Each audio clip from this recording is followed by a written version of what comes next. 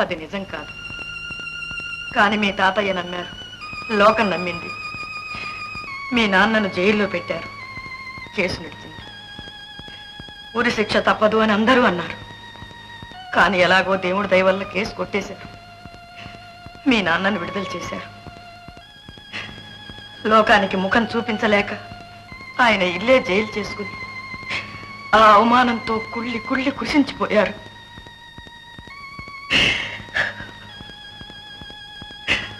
అది ఆఖరి రోజు నన్ను దగ్గరికి పిలిచి, నేను హంతకుణ్ణి కాను, నువ్వైనా నమ్ముతావా అని అడిగారు. నమ్ముతానండి, నమ్ముతాను, దేవుడై వచ్చి కాదన్నా నమ్ముతానండి అన్నాను. రుజువు చేయలేనంత మాత్రాన నిజం నిజం కాకపోతుందా? ఈ నిజం నీకైనా తెలుసుండని అని ఈ ఫోటో ఇచ్చారు.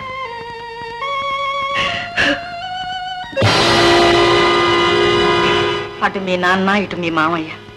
ఆ మధ్యలో ఉన్నవాడు వాళ్ళిద్దరికీ స్నేహితుడు కాదు, అసలు హంతకుడు. ఇది మీ నాన్న ప్రమాణం చేసి చెప్పిన నిజం. అమ్మా, ఇతను ఎవరో, ఏ ఊరో వివరాలు ఏమైనా చెప్పారా నాన్నగారు? అవకాశం లేకపోయింది బాబు. కానీ అతను ఎన్నోసార్లు మన ఇంటికి వచ్చేవాడు, ఎన్నోసార్లు చూశాను. కానీ ఈ హత్య జరిగిన తర్వాత మాత్రం ఇంతవరకు రాలేదు, ఎవరికీ కనిపించలేదు. ఇప్పుడు ఉన్నాడో పోయాడో. ఇంత పాపి అంత సులభంగా పోడమ్మా. ఉంటాడు, ఎక్కడో ఉండే ఉంటాడు.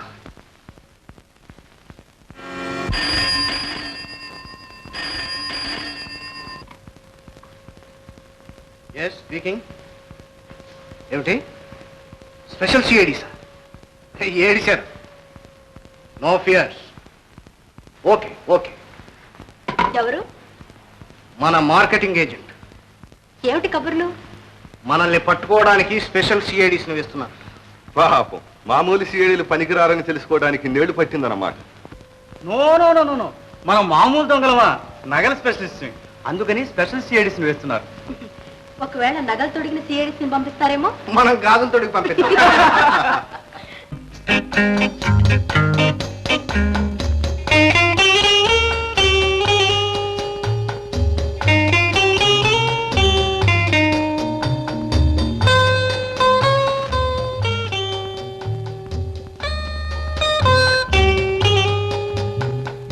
నువ్వు అచ్చం మా నాన్న చెప్పినట్టు జపాన్ బొమ్మలాగే ఉన్నావు.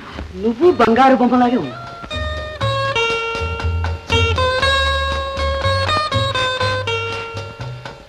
ఏమిటది? హజ్జబ్బా వాసన.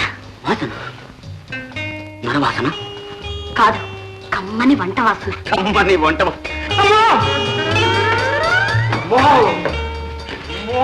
ఆమ్లెట్. ఆమ్లెట్.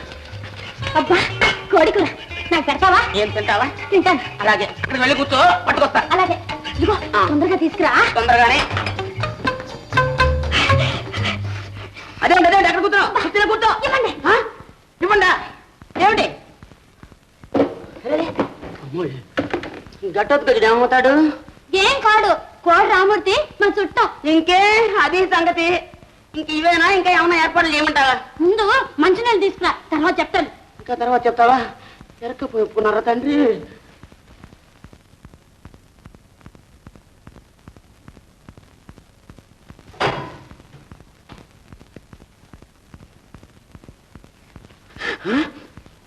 ఇంకా ఏమైనా ఉందా?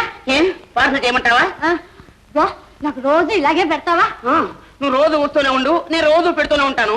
మా అయ్యగారు మాత్రం నాకు రోజు పెడుతూనే ఉంటారు. దిగు దిగు. నువ్వే నన్ను దించు. అమ్మో నానా, నిన్ను దించాలంటే మళ్ళీ మీ చుట్టం కోడి రామూర్తి గారు దిగి రావాల్సిందే.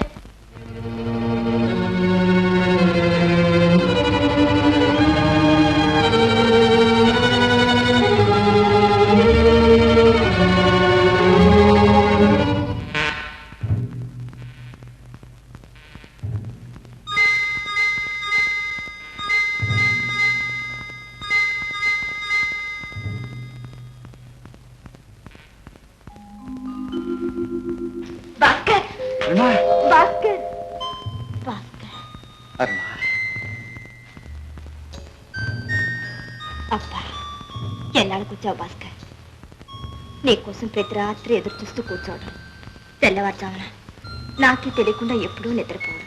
8 గంటలైనా నిద్ర లేవని నిన్ను మీ తాతగారు కోపడ్డం అంతేనా? నీకే నవ్వులాటగానే ఉంటుంది. నీకు మాత్రం వ్యాపారం అంటే నవ్వులాటగా లేదు. ఒక ఊరా ఒక దేశమా?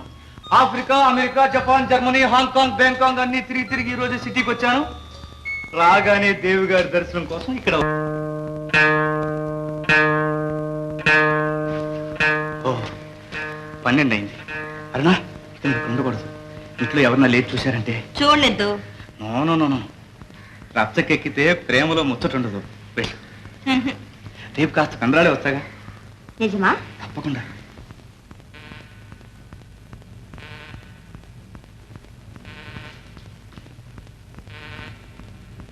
Good night. Good night.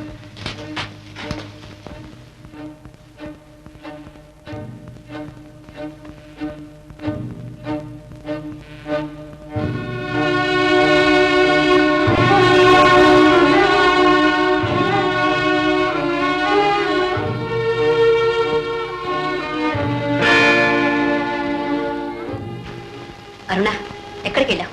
ఎక్కడికి వెళ్ళదక్క, ఇక్కడే ఉన్నానుగా. నిజం చెప్పు. అక్క, నేను ఇప్పుడు అక్కను కాను, అమ్మను. అమ్మకైతే అబద్ధం చెప్పగలవా? అది కాదక్క. ఏమిటంటే ఏదైనా సరే చెప్పమ్మా, పర్వాలేదు. అక్క, నేను కొన్ని ప్రేమిస్తున్నాను. ఎవరమ్మాతను? భాస్కర్ అని పట్నంలో పెద్ద వ్యాపారం చేస్తున్నారు. ఆ ఎదురుగా తోట బంగ్లా అంతా ఆయనే కొన్నారు.